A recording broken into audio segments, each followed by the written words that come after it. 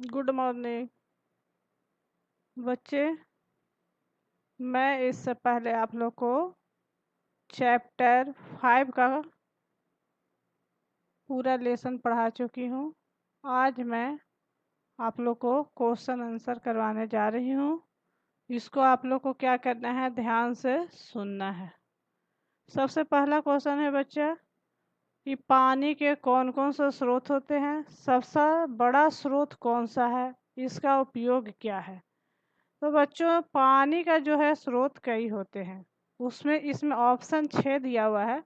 इसमें से कौन सही ऑप्शन है ये हम लोग को चुनना होगा। पहला ऑप्शन क्या दिया है, भूमि के अंदर का जल जिसमें कुआं और हैंडपंप के द्वारा प्राप्त करते हैं।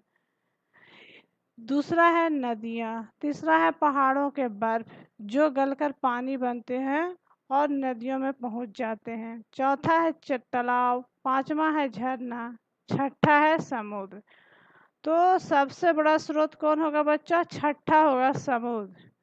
क्योंकि पानी का सबसे बड़ा स्रोत समुद्र होता है जिसका उपयोग बड़े बड़े जहाज चलाकर देश विदेश जाते हैं। समुद्र में क्या होता है बच्चों, बड़े बड़े जहाज चलते हैं और उससे लोग देश से विदेश जाते हैं। परिवहन के साधन में हम लोग पढ़े हैं जल परिवहन। तो जल परिवहन कहाँ होता है, समुद्रों में होता है। ठीक है। उसके द्वारा क्या होता है, सामान जो है एक स्थान से दूसरे जगह भेजा जाता है। आदमी लोग भी इससे आते जाते हैं। और समुद्र के जल से क्या बनता है, नमक बनता है। समुद्र के जल में क्या मिलती है बच्चों, मछलियाँ मिलती है ना। और इसके अलावा समुद्र में शंख, कौड़ी आदि अनेक सामान मिलते हैं। सीपी से मोती मिल बनता है, सीपी मिलता है छोटा छोटा, उससे मोती बनाया जाता है। मूंगा भी समुद्र में मिलता है। मतलब इतना डिटेल में बता दिए आप लोग को कि समुद्र का सबसे बड़ा स्रोत कौन होता है। तो हम लोग ऑप्शन में समुद्र भरेंगे। और यहाँ पे थोड़ा सा डिटेल में चले गए कि समुद्र से हमें क्या क्या लाभ मिलती है, क्या क्या समुद्र के द्वारा। तो पहला है समुद्र से परिवहन होता है ना बच्चों। सामान को एक जगह से दूसरे स्थान ले जाया जाता है।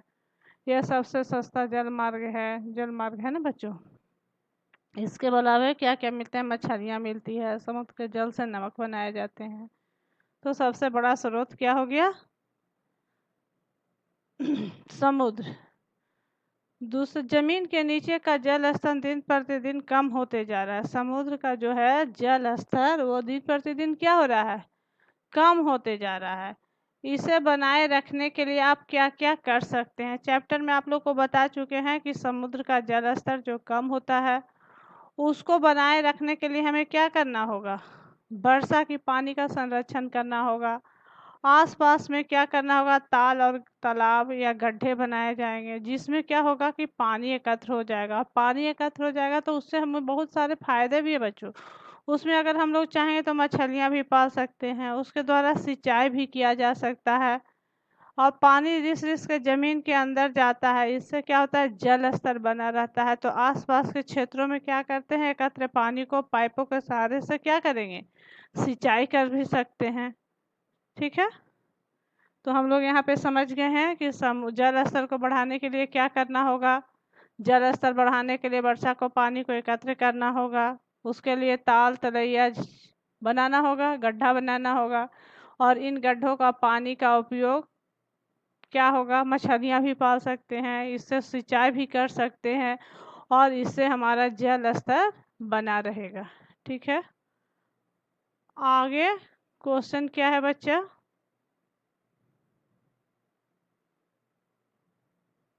यदि आपके घर में 2 दिनों तक पानी न रहे तो सोचिए कि आपको क्या क्या परेशानियां होगी। पानी नहीं रहेगा तो कौन कौन सी परेशानियां, सबसे मेन चीज़ तो हमें पीने की ज़रूरत होती है। हमें पीने की पानी नहीं मिलेगी, है ना। मुँह शौच के लिए परेशानी होगी, है ना। दिन में हम नहीं नहा सक पाएंगे। भोजन बनाने में काफ़ी कठिनाइयाँ होगी। पानी से बर्तन साफ करते हैं वो भी गंदा रह जाएगा। पूरे साफ सफाई घर का भी नहीं हो पाएगा। कुल मिलाकर हमें बहुत सारी परेशानियां होगी। समझ गए बच्चों? यदि पानी 2 दिन तक आपके घर में नहीं रहेगा तो आप मन में सोच लीजिए कि आपके क्या क्या कठिनाइयाँ होगी। हम लोग पिएंगे नहीं, शौच जाने में परेशानियाँ होगी, साफ सफाई में परेशानियाँ होगी, बर्तन को साफ करने में परेशानी होगी, कपड़े गंदे रह जाएंगे, घर गंदे रह जाएंगे, है ना? और जीव जंतु को भी पानी, जो भी जानवर पालते हैं उसको भी नहीं मिल पाएगा। अगला क्वेश्चन है कि जल के वितरण को स्पष्ट कीजिए। जल संरक्षण आवश्यक है कैसे? तुम आप लोग को बता चुके हैं कि जल का बचाव करना ही जल संरक्षण है ना? संरक्षण का मतलब होता है बच्चों जल को बचाना। जल को कैसे बचाएंगे? बर्बाद होने से। कुल धरती के 71% भाग पर क्या है? जल है। ठीक है, पहले भी बता चुके हैं, चैप्टर हम लोग पढ़े तो ये सब आप लोग भी जान चुके हैं।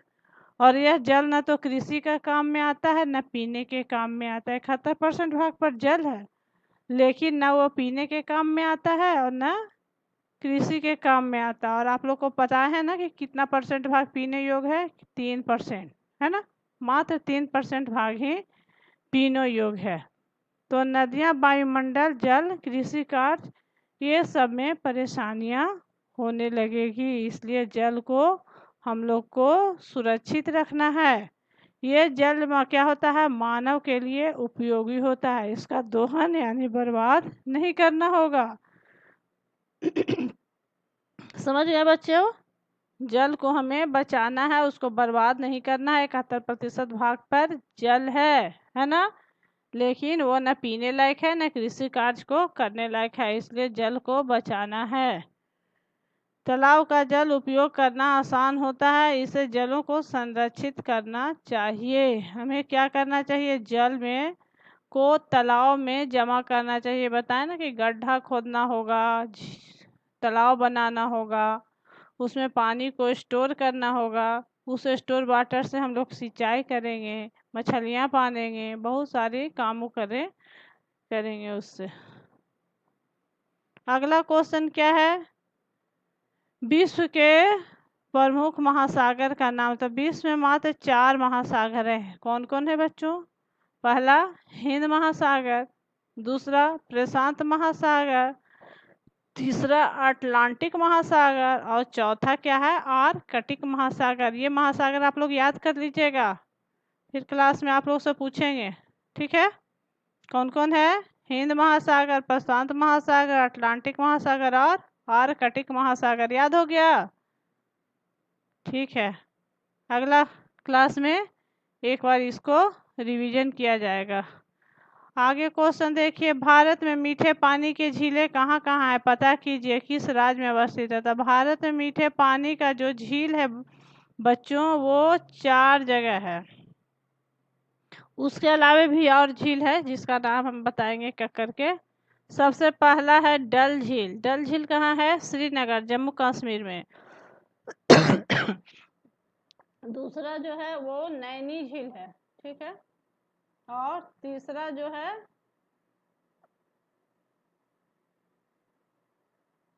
वो है कांवर झील, बेगूसराय बिहार में ही है। और बरैला झील लखीसराय बिहार में है। 2 जो झील है वो कहाँ है? बिहार में ही है, कांवर झील और बरैला झील। इसके अलावा है बुल्लर झील, पिछोला झील, लूनर झील, कोलूर झील, फतेह सागर झील आदि मीठे पानी के झील है।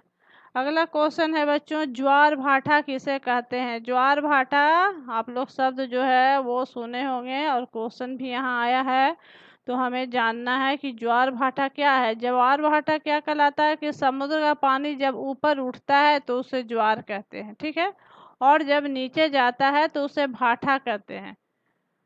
तो यह प्रतिदिन होता है। पहली बार ज्वार उठता है और बाद में भाटा होता है, उसी से मिलाकर ज्वार भाटा शब्द बना है। यह कैसे होता है? सूर्य और चंद्रमा के गुरुत्वाकर्षण के कारण।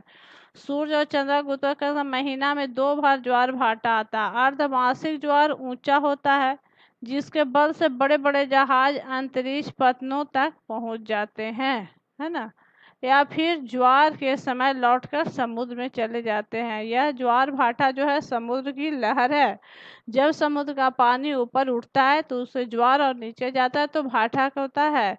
यह ज्वार भाटा बच्चों कैसे होता है? तो ये जाकर होता है सूर्य और चंद्रमा के गुरुत्वाकर्षण के कारण। महीना में 2 बार ज्वार भाटा होता है ना। अब आगे जो हम लोग पढ़ेंगे क्वेश्चन वो है जल चक्र। जल चक्र हम आपको चैप्टर में भी पहले पढ़ा चुके हैं कि जल चक्र क्या है। किसी सभी बहुत मनुष्य का भी जीवन चक्र है, हर चीज का जीवन चक्र होता है। यहाँ जल चक्र पढ़ना है यानी जल का चक्र। तो पृथ्वी पर अवस्थित जल का बाष्प में बनना और बादल में बदलना, फिर वर्षा का रूप में बरसना और फिर जल बनना, यह क्रिया जल चक्र कहलाता है। जल चक्र में क्या होता है बच्चों कि जब समुद्र में का पानी सूरज के तीव्र प्रकाश से गर्म होता है तो वह आसमान में चला जाता है, और जब वो आसमान में चला जाता है तो क्या होता है फिर ठंडा होता है और जहाँ तहाँ बरसने लगता है। और जब पानी बरसता है तो वह पुनः समुद्र का पानी नदी झील तालाब जमीन से होते हुए समुद्र में चला जाता है, जहाँ का पानी फिर वहीं चला जाता है। यही चक्र चलते रहता है जिसे जल चक्र कहते हैं। उसका एक छोटा प्रयोग करके भी बताए थे कि साइंस में क्या किया जाता है, उसको घर का प्रैक्टिकल के रूप में जानने के लिए, बच्चों को इंटरेस्ट जगाने के लिए, कि भगोना लेंगे, उसमें पानी रखेंगे और उस पानी को खौलाएंगे, ऊपर से ढक्कन से बंद कर देंगे, देखेंगे कि ढक्कन पर वाष्प बनकर पानी चला गया, और जब ये ठंडा होगा तो नीचे टपकने लगता है। उसी तरह से और वही जो हो जाता है जल का चक्र होता है, जहाँ का पानी वहीं चला जाता है।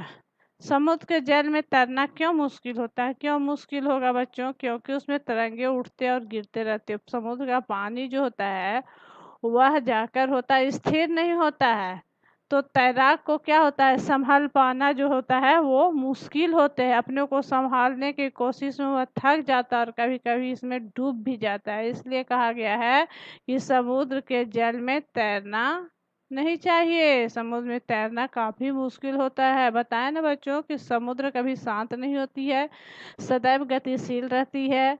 उसकी धारा जो है कभी ऊपर कभी नीचे, एक धारा जो है दूसरे को धक्का देते रहती है। तो क्या होता है गतिशील इतना ज़्यादा रहती है कि इसमें जो तैरेगा उसको संभलना मुश्किल हो जाएगा और डूबने का खतरा होगा। डूबेगा तो जान जाने का भी खतरा हो सकता है, इसलिए समुद्र के जल में तैरना मुश्किल हो जाएगा। ठीक है बच्चों। अब आगे ब्रह्मा क्वेश्चन है, समुद्र का जल खरा क्यों होता है? समुद्र का जो जल है वो खरा क्यों होता है?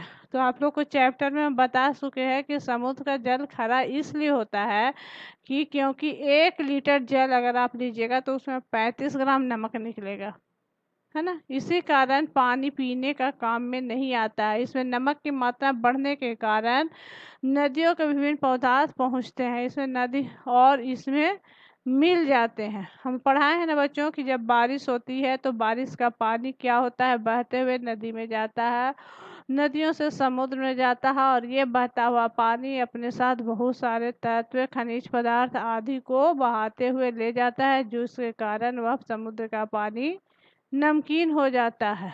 ठीक है बच्चों, इसीलिए समुद्र का पानी खरा होता है।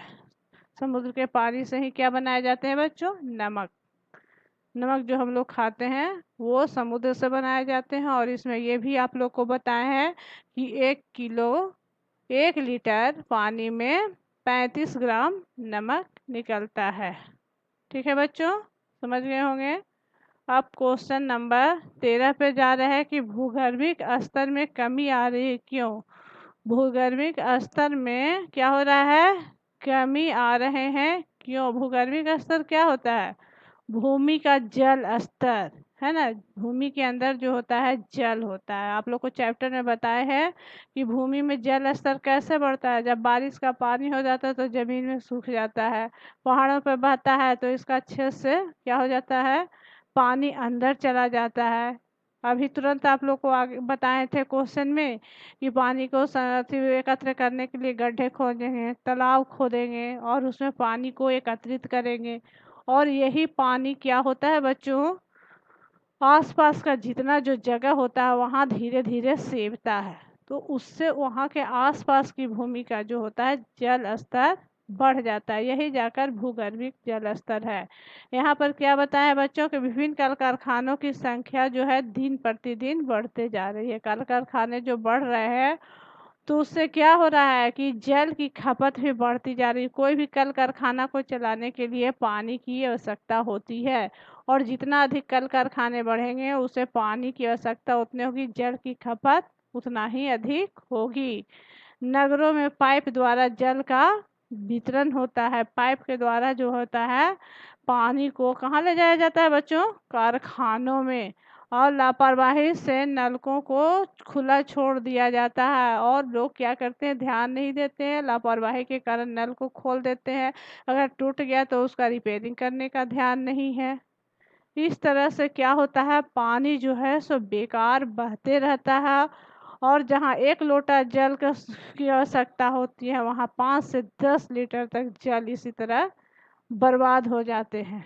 इधर भूगर्भिक जल का उपयोग तो बढ़ा है, लेकिन भूगर्भिक जल स्तर का क्या हो गया है, घट जाता है। यही कारण है कि भूगर्भिक जल में कमी आ गई है। मतलब मेन बात ये इसमें समझना है बच्चों कि भूगर्भिक जल स्तर में कमी आ रही है। क्यों कमी आ रही है, भूगर्भिक जल स्तर में कमी आ रही है क्योंकि जो है कल कारखाने बढ़ रहे हैं। कल कारखाने जो बढ़ रहे हैं उससे क्या हो रहा है कि उन्हें जल की आवश्यकताएं होती है, और जल की आवश्यकता कहाँ से पूर्ति होती है, जल से होती है। उसको पाइप के द्वारा कारखाने में ले जाया जाता है, और जहाँ 1 लोटे कम का पानी सो वहाँ ज़्यादा से ज़्यादा पानी की खपत होती है।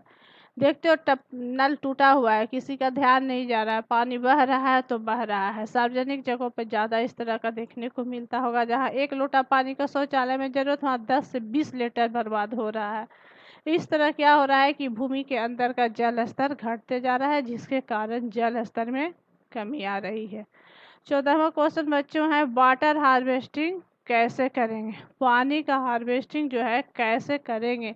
तो आप लोग को चैप्टर में हम बता चुके हैं कि वर्षा का पानी एकत्र करके किसी भी प्रक्रम द्वारा जमीन के अंदर पहुंचाकर हम वाटर हार्वेस्टिंग कर सकते हैं। मतलब कि पानी जैसे बारिश हो रहा है बच्चों, और छत से पानी गिर रहा है, इधर उधर जा रहा है, तो हम लोग उसको स्टोर करते हैं, वही वाटर हार्वेस्टिंग करते हैं। वर्षा का जल छतों से एकत्रित पाइपों के सहारे से जमीन में जल स्तर तक पहुंचाया, जिससे जाकर हो जाता है जमीन का जल स्तर बढ़ाया जा सकता है। गांव में देखते होंगे गड्ढा तालाब आदि खोदकर वर्षा का जल एकत्र करते हैं, और धीरे धीरे रिस कर पानी का जो है जल स्तर बढ़ा दिया जाता है। यही वाटर हार्वेस्टिंग है। ठीक है बच्चों, एग्जाम में अगर आ गया क्वेश्चन तो मैं इतना ढंग से आप लोग को समझा रही हूँ, और ध्यान से भी, थोड़ा आप लोग को भी ज़रूरत है ध्यान देने का। अगर ध्यान से आप लोग ध्यान पूर्वक अगर सुन लीजिएगा तो हमको लगता है कि आप लोग सारे क्वेश्चन को सोल्व कर दीजिएगा। ठीक है, वाटर हार्वेस्टिंग ऐसा नहीं आप लोग पढ़िएगा तो लगेगा कि वाटर हार्वेस्टिंग ये कौन सा शब्द है, लेकिन पढ़ने के बाद वो ऐसा कुछ नहीं है। वाटर हार्वेस्टिंग बहुत इजी चीज़ है, जिसमें हम अपनी भाषा में आंसर दे सकते हैं। देखते हो एग्जाम में जो क्वेश्चन आता है उसमें क्या कहा जाता है कि अपने शब्दों में उत्तर दें। ये कोई ज़रूरी नहीं कि किताबी भाषा ही लिख कर हम लोग एग्ज़ाम देंगे। जो हमारे शब्द हैं अपनी शब्द में उसको उत्तर देंगे। खाली यही सोचेंगे कि हम क्या कहना चाहते हैं, उसका क्या सेंस होता है। कोई ज़रूरी नहीं कि हम लाइन बाई लाइन किसी भी क्वेश्चन का आंसर है, हमें समझना होगा और स्वतः लिख देना होगा। ठीक है, आगे बड़े बड़े क्लासों में जाओगे, अभी तो छोटा क्लास में हो तुम लोग, तो रट कर लिख दोगे, लेकिन बड़े बड़े जब जाओगे कंपटीशन की तैयारी करोगे तो क्या होगा बच्चों कि हर चीज़ को रटा नहीं जा सकता है, उसको समझ जाता है, और समझ कर ही लिखना अच्छा होता है बच्चों। तो अभी हम वाटर हार्वेस्टिंग पढ़ाएं, जो बच्चा ध्यान नहीं देगा उसको लगेगा कि वाटर हार्वेस्टिंग की क्या मैडम बोली है, ये क्या एग्जाम में क्वेश्चन आ गया है। लेकिन 2 मिनट अगर ध्यान से आप लोग सुन लीजिए तो लगेगा कि कुछ नहीं है वाटर हार, बस यही तो है कि जल को क्या करेंगे, एकत्रित कर देंगे। कैसे करेंगे, तालाब बनाकर, गड्ढे बनाकर। ठीक है, माने वाटर को स्टोर करके और भूमि के अंदर का जल स्तर बढ़ाना हार्वेस्टिंग कहलाता है, वाटर हार्वेस्टिंग। ठीक है बच्चों, समझ में आ गया? अब लगता है कि आप लोग सारे क्वेश्चन का आंसर आसानी से दे देंगे। अब बच्चों 15 क्वेश्चन जो है वो क्वेश्चन है कि आप फुटबॉल के खिलाड़ी हैं, मान लीजिए थोड़ी देर के लिए, वैसे भी तो आप लोग फुटबॉल क्रिकेट खेलते ही हैं। आप फुटबॉल के खिलाड़ी हैं, क्रिकेट के खिलाड़ी कौन है? सचिन तेंदुलकर, है ना। यहाँ क्वेश्चन क्या पूछता है? क्रिकेट खिलाड़ी सचिन तेंदुलकर कहते हैं कि पानी बचाइए, क्या आप उनकी बात मानेंगे या नहीं? बहुत लोग होता है ना कि बड़ों लोगों का बात मानना चाहिए। सिंपल लोग कोई कोई कह देता है तो लोग इग्नोर करता है कि वो है इसी तरह बोल देता है, लेकिन जिनके नाम है देश दुनिया में, अगर वो कहते हैं तो लोगों का ध्यान ज़्यादा जाता है। इसलिए इस किताब में इस टाइप का क्वेश्चन बनाया गया है कि क्रिकेटर को तो आप लोग सचिन तेंदुलकर का नाम सब लोग जानता है, और ख़ास करके आप लोग तो कुछ ज़्यादा ही जानते हैं क्योंकि आप लोग को ज़्यादा खेलने में मन लगता है।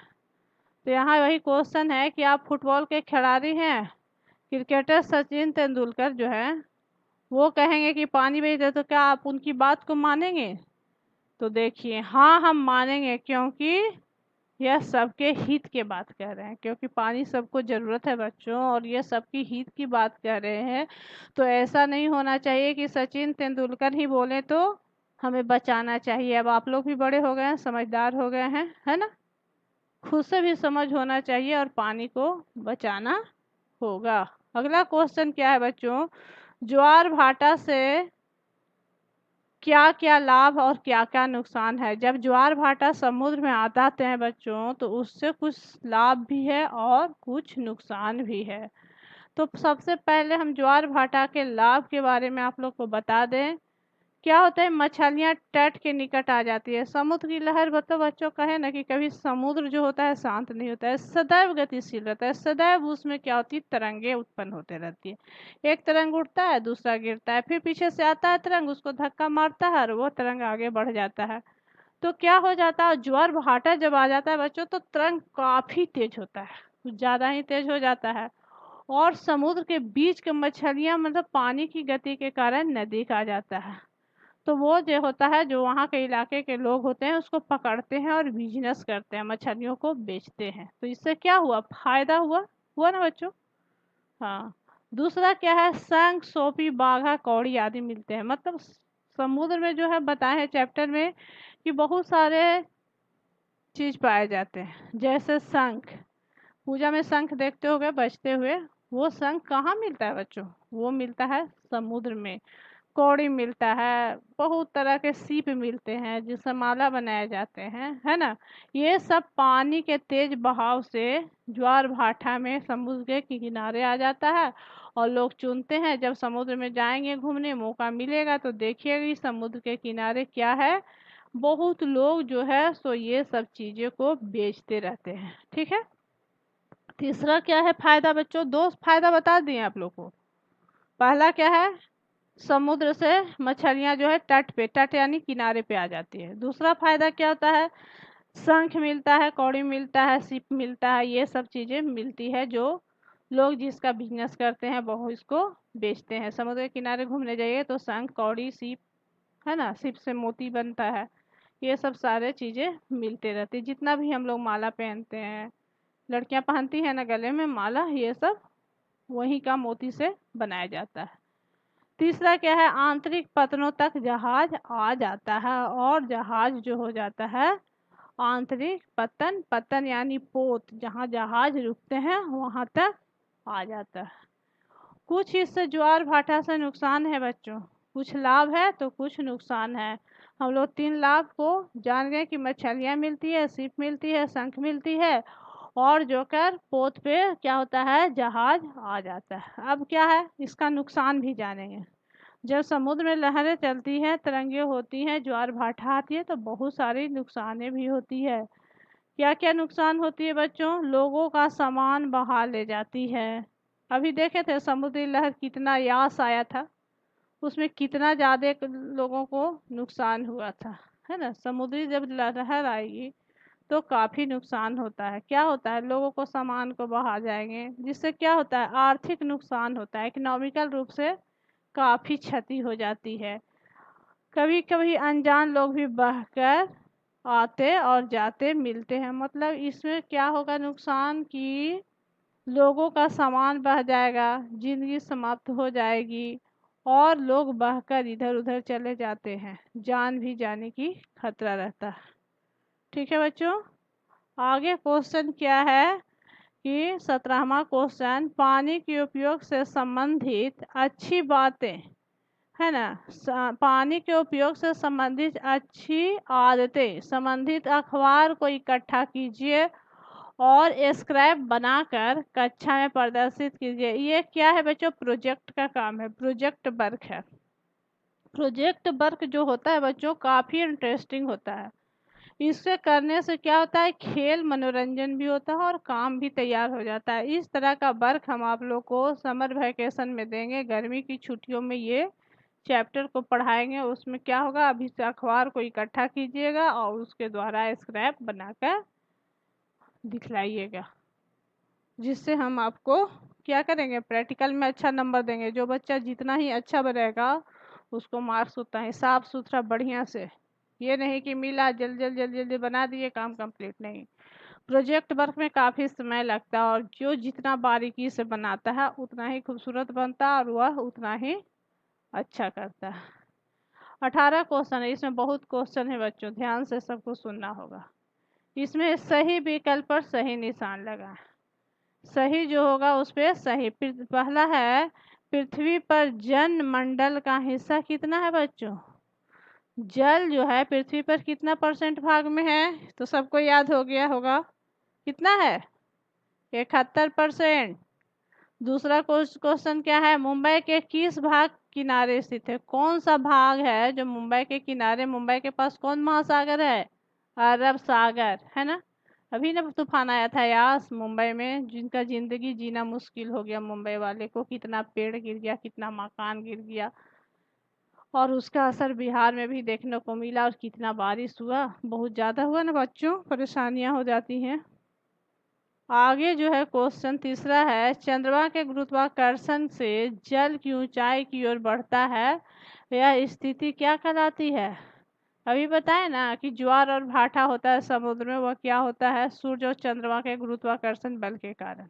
ठीक है, तो जैसे ही जल जो ऊपर उठता है उसको क्या कहते हैं? यहाँ क्वेश्चन में क्या कर रहा है, क्वेश्चन कर रहा है कि चंद्रमा के गुरुत्वाकर्षण से जल की ऊंचाई की ओर बढ़ता है। जल जब ऊंचा उठता है तो उसका ज्वार कहते हैं और नीचे जाता है उसको भाटा कहते हैं। इसको एकदम याद रखना है बच्चों, भूलना नहीं है। ज्वार जल का ऊपर उठना और भाटा नीचे आना। तो यहाँ क्वेश्चन में पूछ रहा है कि जल ऊंचाई की ओर बढ़ता है तो क्या कहलाएगी? तो बोल लिख दीजिएगा आप लोग, क्या होगा? ज्वार। अगला क्वेश्चन बच्चा है कि इसमें कौन सा झील है? अब 3-4 ऑप्शन है इसमें, जैसे काला सागर, लाल सागर, फतेह सागर, अरब सागर। तो फतेह सागर कुछ लग नहीं रहा है बच्चों अजीब सा सुनने में?